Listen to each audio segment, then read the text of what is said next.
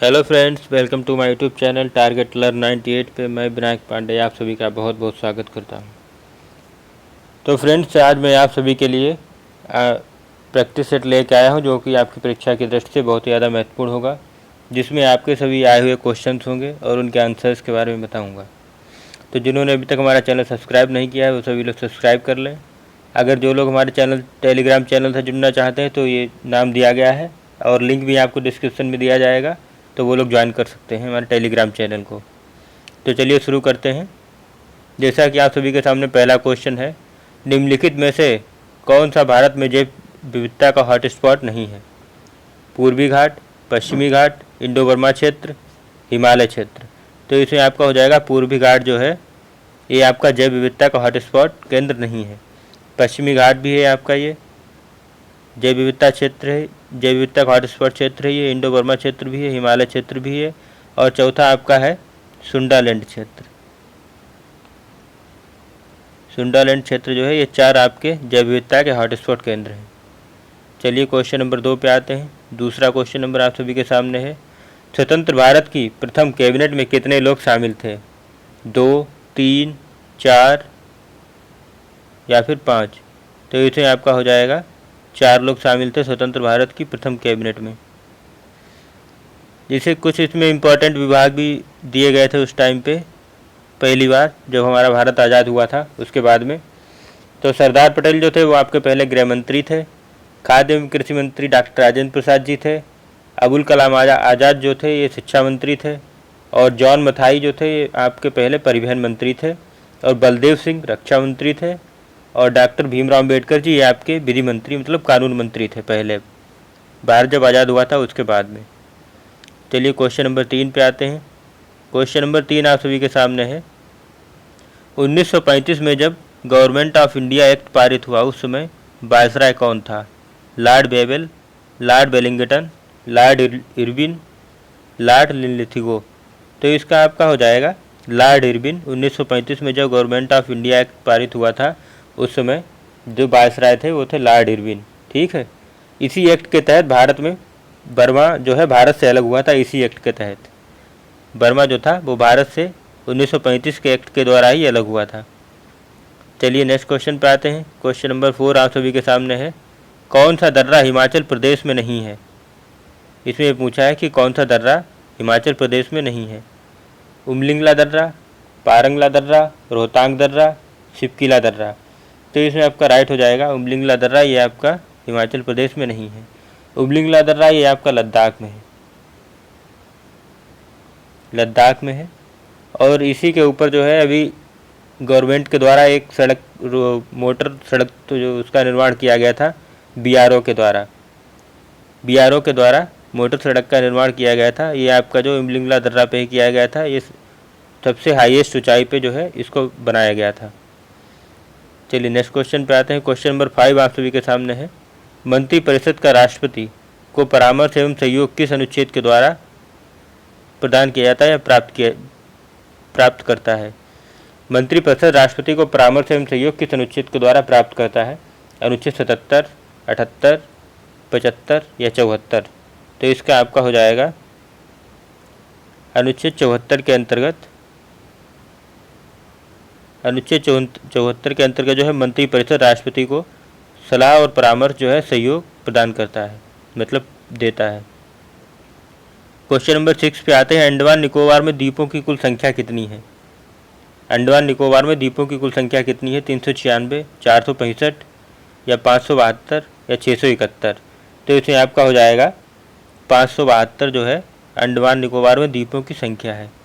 ठीक है, और ये आपका जो है डाटा है 2011 की जनगणना के अनुसार। 2011 की जनगणना के अनुसार 572 अंडमान निकोबार में द्वीपों की कुल संख्या है। चलिए नेक्स्ट क्वेश्चन पे आते हैं। क्वेश्चन नंबर 7 आप सभी के सामने है, तीसरा आंग्ल मैसूर युद्ध कब से कब तक चला? 1766 से 79 ईस्वी तक, 1790 से 92 तक, 1775 से 76 तक, 1780 से 84 तक? तो इसका आपका ऑप्शन हो जाएगा 1790 से 92 तक चला आपका तीसरा आंग्ल मैसूर युद्ध। और हुआ किसके किसके बीच में हुआ था? टीपू सुल्तान और अंग्रेज़ों के बीच में हुआ था। और इसी युद्ध के बाद जो है श्रीरंगपट्टनम की संधि हुई थी। ये युद्ध 4 बार लड़ा गया था। 4 बार इस युद्ध को लड़ा गया था। ये युद्ध हुआ था आपका टीपू सुल्तान और अंग्रेज़ों के बीच में। रंगपट्टनम की जो संधि थी इसी युद्ध के बाद हुई थी, जिसमें टीपू सुल्तान की हार हुई थी। चलिए नेक्स्ट क्वेश्चन पे आते हैं। क्वेश्चन नंबर 8 आपका है, निम्नलिखित में से किसने भारतीय राष्ट्रीय कांग्रेस की अध्यक्षता नहीं की है? आपके सामने ऑप्शन है सुभाष चंद्र बोस, रास बिहारी घोष, बाल गंगाधर तिलक, लाला लाजपत राय। तो इसमें आपका राइट ऑप्शन हो जाएगा क्वेश्चन नंबर 8 का रास बिहारी घोष जो थे, इन्होंने भारतीय राष्ट्रीय कांग्रेस की अध्यक्षता नहीं की है। सुभाष चंद्र बोस ने भी की है, बाल गंगाधर तिलक ने भी की है। ठीक है, सुभाष चंद्र बोस ये आपके 1938 में भारतीय राष्ट्रीय कांग्रेस के अध्यक्ष रहे हैं। और जो है रास बिहारी बोस ये आपके नहीं रहे, 1901 में सूरत अधिवेशन जो है इन्हीं समय हुआ था। और लाला लाजपत राय ये आपके 1920 में रहे हैं। लाला लाजपत राय जो है ये 1920 में रहे। चलिए नेक्स्ट क्वेश्चन पे आते हैं। क्वेश्चन नंबर 9 आप सभी के सामने है, सुभाष चंद्र बोस द्वारा आज़ाद हिंद सरकार कहाँ बनाई गई थी? जापान, सिंगापुर, भारत या इनमें से कोई नहीं? तो इसका आपका हो जाएगा सिंगापुर में बनाई थी सुभाष चंद्र बोस ने आज़ाद हिंद सरकार 1943 में, 1943 में 1943 में आज़ाद हिंद सरकार का गठन जो है सिंगापुर में किया था सुभाष चंद्र बोस ने। चलिए क्वेश्चन नंबर 10 पे आते हैं। क्वेश्चन नंबर 10 आप सभी के सामने है, तिलैया बांध किस नदी पर स्थित है? कृष्णा नदी, रावी नदी, चेनाब नदी या बराकर नदी? तो इसका आपका राइट ऑप्शन हो जाएगा बराकर नदी पे तिलैया बांध स्थित है। अब ये जो है आप ये दामोदर नदी की सहायक नदी है बराकर नदी। बराकर नदी जो है ये आपकी दामोदर नदी की सहायक नदी है और ये झारखंड में है। बराकर नदी जो आपकी पड़ती है ये झारखंड में है। ठीक है, चलिए नेक्स्ट क्वेश्चन पे आते हैं। क्वेश्चन नंबर 11 आप सभी के सामने है।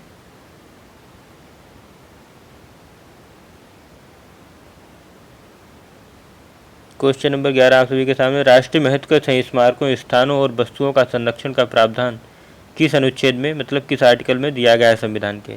आर्टिकल 47, आर्टिकल 49, आर्टिकल 43 या आर्टिकल 42? तो इसका आपका हो जाएगा आर्टिकल 49 के तहत राष्ट्रीय महत्व के स्मारकों, स्थानों और वस्तुओं का संरक्षण का प्रावधान संविधान में दिया गया है आर्टिकल 49 के तहत। ठीक है, और जो है आर्टिकल 47 क्या है आपका? आर्टिकल 47 है पोषाहार स्तर और जीवन स्तर को बेहतर करने के बारे में आर्टिकल 47 में दिया गया है। और आपका आर्टिकल 43 में क्या दिया गया है? जो काम करने वाले मजदूर हैं उनको मजदूरी देना, ये आपका आर्टिकल 43 में दिया गया है। आर्टिकल 42 में आपका दिया गया है मानवोचित दशाओं तथा प्रसूत सहायता की व्यवस्था करना, ये आपका दिया गया है आर्टिकल 42 में। ठीक है, तो इसका आपका राष्ट्रीय महत्व के स्मारकों, स्थानों, वस्तुओं का संरक्षण का प्रावधान ये आपका आर्टिकल 49 में दिया गया है। चलिए नेक्स्ट क्वेश्चन पे आते हैं। क्वेश्चन नंबर 12 आप सभी के सामने है, भारत के राष्ट्रपति पर महाभियोग लगाना संविधान के किस अनुच्छेद में है?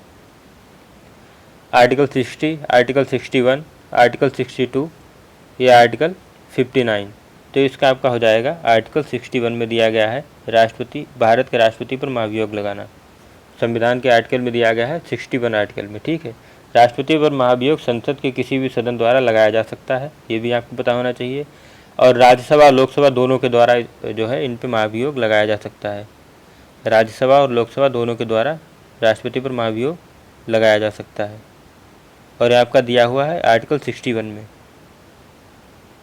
ये संसद के किसी भी सदन में राष्ट्रपति पर महाभियोग लगाया जा सकता है। ठीक है, चलिए नेक्स्ट क्वेश्चन पे आते हैं। जलवायु परिवर्तन सूचकांक में इनमें से कौन प्रथम स्थान पर रहा है? नॉर्वे, डेनमार्क, स्वीडन या इनमें से कोई नहीं? जलवायु परिवर्तन सूचकांक में प्रथम स्थान पर कोई नहीं रहा है, क्योंकि इस सूचकांक में पहले और दूसरे स्थान पर कोई भी देश नहीं रहा, क्योंकि जो है जलवायु परिवर्तन के लिए जो महत्वपूर्ण कदम उठाए जाने चाहिए थे वे किसी भी देश के द्वारा नहीं उठाए गए हैं, इसीलिए किसी भी देश को इसमें जो है पहला स्थान नहीं दिया गया है। आपका जो है ये नहीं दिया गया है, जो है इसमें जो है पहले, दूसरे, तीसरे स्थान पर कोई भी देश नहीं रहा है। चौथे स्थान पर आपका रहा है, चौथे स्थान पर आपका है डेनमार्क, पाँचवें स्थान पर है स्वीडन, ये आपका पाँचवें स्थान पर है, और छठे स्थान पर है 6 नंबर पे डेनमार्क। नॉर्वे। नॉर्वे आपका जो है ये 6 नंबर पे है। और जो है इंडिया का इसमें कौन सा स्थान है? इंडिया का इसमें है 10वां स्थान। भारत 10वें नंबर पे, ठीक है। स्वीडन 5वें पे है, डेनमार्क 4थे पे, नॉर्वे पे है 6। जलवायु परिवर्तन सूचकांक 2022 में कोई भी देश प्रथम स्थान पे नहीं रहा है, क्योंकि जो उसके लिए चाहिए था, जलवायु परिवर्तन के लिए जो महत्वपूर्ण कदम उठाने चाहिए थे वो किसी भी देश के द्वारा नहीं उठाया गया, इसीलिए किसी भी देश को पहला, दूसरा और तीसरा स्थान नहीं दिया गया। चलिए नेक्स्ट क्वेश्चन पे आते हैं। क्वेश्चन नंबर 14 आप सभी के सामने है। खादी और ग्रामोद्योग की स्थापना कब की गई थी? तो ये आपकी की गई थी 1957 में। 1957 में खादी और ग्रामोद्योग की स्थापना की गई थी। और जो है इसका मुख्यालय कहाँ है? इसका मुख्यालय मुंबई में है। मुंबई में इसका मुख्यालय है। खादी और ग्रामोद्योग का मुख्यालय जो है आपका मुंबई में है। और 1956 के अधिनियम द्वारा इसको लागू किया गया था, ठीक है। चलिए नेक्स्ट क्वेश्चन पे आते हैं। क्वेश्चन नंबर 15 आप सभी के सामने है। अर्थशास्त्र में नोबेल पुरस्कार प्राप्त करने वाले प्रथम व्यक्ति कौन थे? अमर्त्य सेन, अभिजीत बनर्जी, सीवी रमन या इनमें से कोई नहीं? तो इसका आपका राइट ऑप्शन हो जाएगा अमर्त्य सेन को अर्थशास्त्र में नोबेल पुरस्कार प्राप्त करने वाले ये आपके प्रथम भारतीय थे। और उनको पुरस्कार दिया कब गया था? 1998 में। 1998 में अमर्त्य सेन को ये पुरस्कार दिया गया था, 1998 में, ठीक है। और अभिजीत बनर्जी को कब दिया गया? ये आपका इनको दिया गया है 2019 में। 2019 में अभिजीत बनर्जी ने नोबेल पुरस्कार प्राप्त किया था अर्थशास्त्र के क्षेत्र में। अमर्त्य सेन को कब दिया गया था? 1998 में दिया गया था, ठीक है। और सर सीवी रमन को ये दिया गया था, सर सीवी रमन को दिया गया था 1930 में। 1930 में सर सीवी रमन को दिया गया था अर्थशास्त्र के क्षेत्र में ही। चलिए नेक्स्ट क्वेश्चन पे आते हैं। क्वेश्चन नंबर 16 आप सभी के सामने है। हाल ही में सेरेना विलियम्स ने संन्यास लिया, वह किस देश के खिलाड़ी हैं और किस खेल से संबंधित हैं? हाल ही में सेरेना विलियम्स ने संन्यास लिया है, वे किस देश के खिलाड़ी हैं और किस खेल से संबंधित हैं? रूस, अमेरिका, स्पेन, जापान। तो इसका आपका हो जाएगा अमेरिका की है सेरेना विलियम्स। सेरेना विलियम्स जो है आपकी ये अमेरिका की हैं और ये किस खेल से संबंधित हैं? टेनिस से। सेरेना विलियम्स जो है ये आपकी टेनिस से संबंधित है, ठीक है, टेनिस की खिलाड़ी हैं। चलिए नेक्स्ट क्वेश्चन पे आते हैं। क्वेश्चन नंबर 17 आप सभी के सामने है। राइबोसोम होते हैं डीएनए, प्रोटीन, वसा या फिर इनमें से कोई नहीं? राइबोसोम होते हैं डीएनए, प्रोटीन, वसा या इनमें से कोई नहीं? तो राइबोसोम आपके क्या होते हैं बताइए? ये आपके होते हैं इनमें से कोई नहीं। इसका आपका ऑप्शन हो जाएगा डी ऑप्शन इसका सही हो जाएगा, इनमें से कोई नहीं। राइबोसोम एंजाइम होते हैं, ना कि डीएनए होते हैं, ना प्रोटीन, ना वसा, ठीक है। तो ये आपके तीनों गलत ऑप्शन हो जाएंगे। चलिए क्वेश्चन नंबर 18 पे आते हैं। क्वेश्चन नंबर 18 आप सभी के सामने है। भारत का पहला वर्ल्ड पीस सेंटर कहाँ स्थापित किया गया था? भारत का पहला वर्ल्ड पीस सेंटर कहाँ स्थापित हुआ है? राजस्थान, महाराष्ट्र, जम्मू कश्मीर या हरियाणा में? तो ये आपका हरियाणा में हुआ है भारत का पहला वर्ल्ड पीस सेंटर। भारत का पहला वर्ल्ड पीस सेंटर ये आपका हरियाणा में स्थापित हुआ है। और ये जो है ये विश्व में शांति और सद्भावना के लिए कार्य करेगा। ये मतलब जो है विश्व में शांति और सद्भावना के लिए कार्य करेगा। आपका वर्ल्ड पीस सेंटर ये कहाँ स्थापित हुआ है? हरियाणा में। चलिए क्वेश्चन नंबर 19 पे आते हैं। क्वेश्चन नंबर 19 आप सभी के सामने है। गुड़ी पड़वा त्यौहार कहाँ मनाया जाता है? गुड़ी पड़वा त्यौहार जो है ये कहाँ मनाया जाता है? असम, बिहार, त्रिपुरा या महाराष्ट्र? तो ये आपका मनाया जाता है महाराष्ट्र में गुड़ी पड़वा त्यौहार। और ये त्यौहार जो है हिंदू नववर्ष शुरू होने पर मनाया जाता है। यही त्यौहार उगादि के नाम से आंध्र प्रदेश, तेलंगाना में व कर्नाटक में मनाया जाता है। जब हिंदू का नव त्यौहार शुरू होता है तभी ये पर्व आपका मनाया जाता है। और ये आपका आंध्र प्रदेश, तेलंगाना, कर्नाटक में उगादि के नाम से इसको जाना जाता है, ठीक है। गुड़ी पड़वा के नाम से ये आपका जाना जाता है महाराष्ट्र में, और उगादि के नाम से आंध्र प्रदेश, तेलंगाना और कर्नाटक में इसको जाना जाता है, ठीक है। अगर आपका क्वेश्चन एग्जाम में आता है कि जो है गुड़ी पड़वा त्यौहार को तेलंगाना में या आंध्र प्रदेश या कर्नाटक में किस नाम से जाना जाता है, तो आप लोग उसमें अगर ऑप्शन आएगा उगादी, तो आप सही कर दीजिएगा, उसको उगादी के नाम से जाना जाता है तीन राज्यों में। ठीक है, चलिए नेक्स्ट क्वेश्चन पे आते हैं। क्वेश्चन नंबर 20 आप सभी के सामने है। वर्तमान में भारत में कुल कितने धरोहर स्थल हैं? 52, 75, 40 या 106?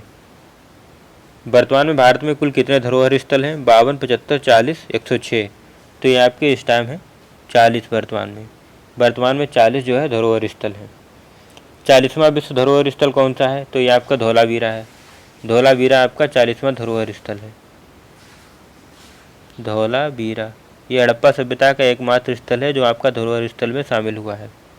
ठीक है, और जो है 52 क्या है आपके? 52 आपके टाइगर रिजर्व हैं। 52 टाइगर रिजर्व हैं। टाइगर रिजर्व कितने हैं? 52 हैं। और 75 रामसर साइट्स हैं वर्तमान में। 75 जो है रामसर साइट्स हैं वर्तमान में। 106 जो है आपके नेशनल पार्क हैं। 106 नेशनल पार्क हैं। अभी 107वां बनने को है, उसका आप नाम कमेंट बॉक्स में बताइएगा। 107वां जो बनेगा आपका, उसका नाम क्या होगा और वो किस राज्य में बनाया जाएगा। ठीक है, वर्तमान में 40 आपके धरोहर स्थल हैं, 52 आपके हैं टाइगर रिजर्व, 75 आपके रामसर साइट्स हैं, 106 आपके नेशनल पार्क हैं। ठीक है, चलिए नेक्स्ट क्वेश्चन पे आते हैं। क्वेश्चन नंबर 21 आप सभी के सामने है। नारी को नमन नामक योजना निम्न में से किस राज्य की है? मध्य प्रदेश, राजस्थान, हिमाचल प्रदेश या उत्तराखंड? तो नारी को नमन नामक योजना ये आपकी है हिमाचल प्रदेश की। हिमाचल प्रदेश की आपकी है नारी को नमन नामक योजना। और हिमाचल प्रदेश की राजधानी क्या है? हिमाचल प्रदेश की राजधानी है शिमला। चलिए नेक्स्ट क्वेश्चन पे आते हैं। विश्व व्यापार संगठन का मुख्यालय कहाँ स्थित है? ब्रुसेल्स, हैग, न्यूयॉर्क या जेनेवा? तो ये आपका जो है जेनेवा में स्थल है विश्व व्यापार संगठन का मुख्यालय।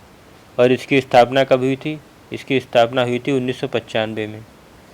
और इसमें अगर पूछ ले कि सदस्य देश कितने हैं, तो सदस्य देश आपके हो जाएंगे 164, 164 सदस्य देश हैं इसमें WTO में।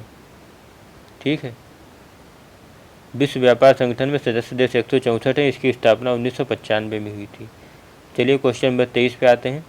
क्वाड शिखर सम्मेलन 2021 कहाँ हुआ था? जापान, भारत, ऑस्ट्रेलिया या अमेरिका में? तो क्वाड शिखर सम्मेलन ये आपका हुआ था अमेरिका में 2021 का। क्वाड शिखर सम्मेलन 2021 का जो हुआ था वो आपका अमेरिका में हुआ था। ठीक है, इसमें 4 देश शामिल हैं। क्वाड शिखर सम्मेलन में 4 देश शामिल होते हैं, जापान, भारत, ऑस्ट्रेलिया और अमेरिका। जापान, भारत, ऑस्ट्रेलिया और अमेरिका, इसमें 4 देश शामिल होते हैं क्वाड शिखर सम्मेलन में। 2021 में ये आपका हुआ था अमेरिका में।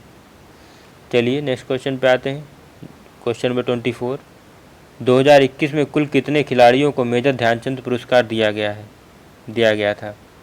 2021 में कुल कितने खिलाड़ियों को मेजर ध्यानचंद पुरस्कार दिया गया था? 15, 18, 10 या 12? तो इसमें आपका राइट ऑप्शन हो जाएगा 12 खिलाड़ियों को दिया गया था मेजर ध्यानचंद पुरस्कार। पहली बार जो है दिया गया था खेल रत्न के नाम से विश्वनाथ आनंद को पहली बार दिया गया था। चलिए नेक्स्ट क्वेश्चन पे आते हैं। क्वेश्चन नंबर 25 आप सभी के सामने है। आईफा अवार्ड 2022 में सर्वश्रेष्ठ फिल्म पुरस्कार किस फिल्म को दिया गया है? थप्पड़, कोड़ा, शेरशाह, इनमें से कोई नहीं। तो ये आपका शेरशाह को दिया गया है 2022 आईफा अवार्ड 2022 में सर्वश्रेष्ठ फिल्म का पुरस्कार शेरशाह को दिया गया है। और सर्वश्रेष्ठ अभिनेता का किसको दिया गया है? सर्वश्रेष्ठ अभिनेता का दिया गया है आपका विक्की कौशल को। विक्की कौशल को सर्वश्रेष्ठ अभिनेता का दिया गया है। और अभिनेत्री को दिया गया है, सर्वश्रेष्ठ अभिनेत्री जो है आपकी कृति सेनन को दिया गया है। और इनको मम्मी, इनकी जो मूवी आई थी फिल्म मम्मी फिल्म के लिए दिया गया है इनको सर्वश्रेष्ठ अभिनेत्री का पुरस्कार। सर्वश्रेष्ठ अभिनेता का दिया गया है विक्की कौशल को। आईफा अवार्ड 2022 फिल्म पुरस्कार ये शेरशाह मूवी को दिया गया है। चलिए नेक्स्ट क्वेश्चन पे आते हैं। क्वेश्चन नंबर 26 आप सभी के सामने है। तुर्की की राजधानी क्या है? ओटावा, मोरोनी, अंकारा या इनमें से कोई नहीं? तुर्की की राजधानी क्या है? ओटावा, मोरोनी, अंकारा, या इनमें से कोई नहीं। तो तुर्की की राजधानी आपका हो जाएगा अंकारा। तुर्की की राजधानी अंकारा है, ठीक है। मोरोनी जो आपकी है कनाडा की राजधानी है, ये आपकी कनाडा की राजधानी है मोरोनी। नहीं, ये आपकी जो है कनाडा की है ओटावा, ये आपकी कनाडा की राजधानी है। मोरोनी कोमोरोस की राजधानी है, कोमोरोस की राजधानी मोरोनी है।